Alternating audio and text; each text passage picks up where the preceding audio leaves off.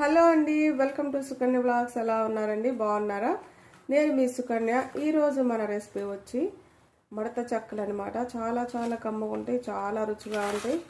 చూసారుగా ఎంత క్రిస్పీగా ఉన్నాయో. అంతేకాదు చాలా సింపుల్గా అయిపోతాయి. సాయంత్రం పూట స్నాక్స్ లాగా చాలా బాగా రుచిగా ఉంటాయి. పిల్లలైనా పెద్దలైనా చాలా ఇష్టంగా తినేసేయచ్చు. టీ తాగే వాళ్ళకైతే సూపర్గా ఉంటాయి అనమాట. ఇంకా టీతో తింటే. దీని తయారీ విధానం చూసేయండి ఒకసారి. మనం ముందుగా ఒక బౌల్ తీసుకోవాలి. దాంట్లోకి ఒక కప్పు మైదా అనమాట. ఒక కప్పు మైదా తీసుకోండి. ఇప్పుడు దీంట్లో కొంచెం జీలకర్ర వేసుకుందాం. ఒక పావు టీ స్పూన్ జీలకర్ర వేసుకోండి. అలానే రుచికి తగినంత ఉప్పు వేసుకోండి. ఇది కూడా ఒక పావు టీ స్పూన్ చాలు. ఇప్పుడు దీంట్లోకి కాచిన నూనె వేసుకోండి. ఒక 3 టేబుల్ స్పూన్ల దాకా గోరువెచ్చగా ఉన్న నూనె వేసుకోండి. ఇప్పుడు ఇదంతా బాగా నలపాలన్నమాట. పిండి చేత్తో బాగా పిండి అంతా నలపాలన్నమాట. ఈ నూనె అనేది బాగా పిండికి పట్టేటట్టు. మీరు నూనె కాకపోతే దీంట్లో నెయ్యి అయినా వేసుకోవచ్చు, కానీ గోరువెచ్చగా వేసుకోవాలి. ఇలా మొత్తం నలపండి పిండి. ఇప్పుడు మనకు చూసారు కదా, పిండి అంతా ఇలా కలిపినాక కొంచెం కొంచెం నీళ్ళు వేసుకుంటూ ముద్దగా చపాతీ పిండిలా కలుపుకోవాలన్నమాట.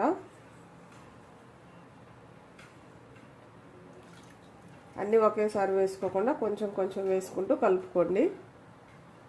పిండి మనం ఇలా ముద్దగా కలిపినాక మూత పెట్టి చూడండి, ఇంత సాఫ్ట్గా ఉండాలన్నమాట. మరీ గట్టిగా వద్దు. ఇప్పుడు మూత పెట్టి ఒక 10 నిమిషాలు పక్కన ఉంచాలి. ఇప్పుడు ఒక 10 నిమిషాలు అయినాక మనం ఈ పిండిని తీసుకొని చపాతీలాగా రుద్దుకోవాలన్నమాట. ఇప్పుడు కొంచెం పొడిపిండి చల్లుకుందాం దీని మీద. మొత్తం ఇలా పొడిపిండిలా రుద్దుకున్నాక మన పీట కాకుండా ఈ సిలికాన్ మ్యాట్ మీద మనం రుద్దుతున్నాం కాబట్టి ఎంత చపాతీ అయినా రుద్దుకోవచ్చు. ఇప్పుడు దీన్ని బాగా పలుసగా రుద్దుకోవాలి. మనకి ఎంత పలుసగా వస్తే అంత పలుసగా రుద్దుకోండి.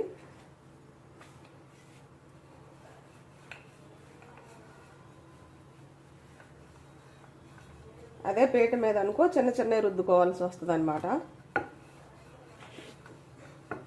మొత్తం దీన్ని ఇలా పల్సగా రుద్దుకుందాం. చూసారు కదా, ఇది చక్కగా మనం ఇదంతా కూడా పల్సగా రుద్దుకున్నాం అనమాట. ఇప్పుడు మన దగ్గర ఎలాంటి గ్లాస్ కానీ ఏదన్నా మూత ఉంటే తీసుకొని ఇలా కట్ చేసుకోండి అన్నీ.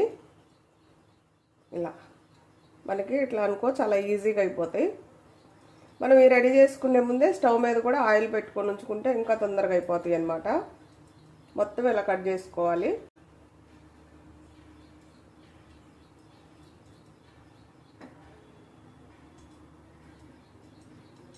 చూసారుగా, ఇంత పలుసగా ఉండాలి. ఇప్పుడు మనం ఇవన్నీ కూడా తీసుకున్నాం, పక్కకు తీసుకొని ఇంకా మిగిలిన పిండి కూడా మళ్ళీ ఇంకొకసారి రుద్దుకోవాలన్నమాట. మొత్తం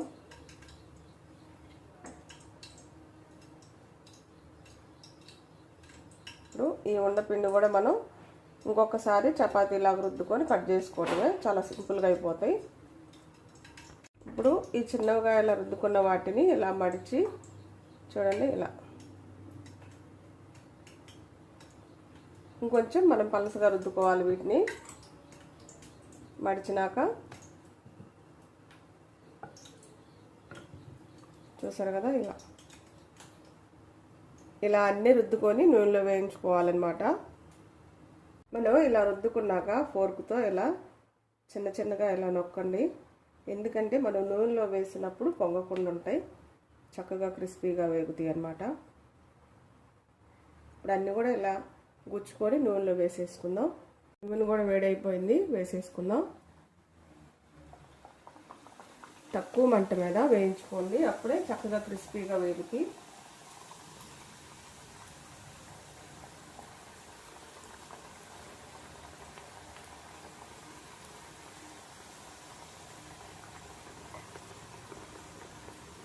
తక్కువ మంట మీద నీట్గా రెండు వైపులా చక్కగా మంచి కలర్ వచ్చేదాకా మనం వీటిని వేయించుకుందాం. మంచిగా రెండు వైపులా వేగిపోయినాయి చూడండి. ఇలా వేగిపోవాలన్నమాట. మీకు ఇంత సైజు వద్దు అనుకుంటే ఇంకొంచెం చిన్న సైజు అయినా చేసుకోవచ్చు. ఇప్పుడు వీటిని ప్లేట్లోకి తీసుకుందాం. ఇప్పుడు మిగులున్నవి కూడా వేసుకుందాం. చూడండి, అయిపోయినాయండి మన మడత చెక్కలు అనేవి చక్కగా అయిపోయినాయి. వీటి మీద కొంచెం కారం అలానే కొంచెం ఉప్పు చల్లుకోండి. దీని మీద కొంచెం చాట్ మసాలా వేసుకోండి, చాలా రుచిగా ఉంటుంది అనమాట. ఒక పావు టీ స్పూన్ దాకా కూడా చాట్ మసాలా వేసుకోండి. ఇవన్నీ బాగా కలపాలి ఒకసారి. చూడండి ఎంత క్రిస్పీగా ఉన్నాయో. మీకు ఈ మైదా ఇష్టం లేదనుకో ఈ ప్లేస్లో మీరు గోధుమ పిండి కూడా చేసుకొని చక్కగా ఇలా రెడీ చేసుకోవచ్చు. చాలా సింపుల్గా అయిపోతాయి, చాలా రుచిగా ఉంటాయి. టీతో తింటే ఇవి చాలా బాగుంటాయి. పిల్లలకి ఈవినింగ్ స్నాక్స్ లాగా కూడా బాగా పనికి వస్తాయి అన్నమాట. చూడండి ఎంత క్రిస్పీగా ఉన్నాయో,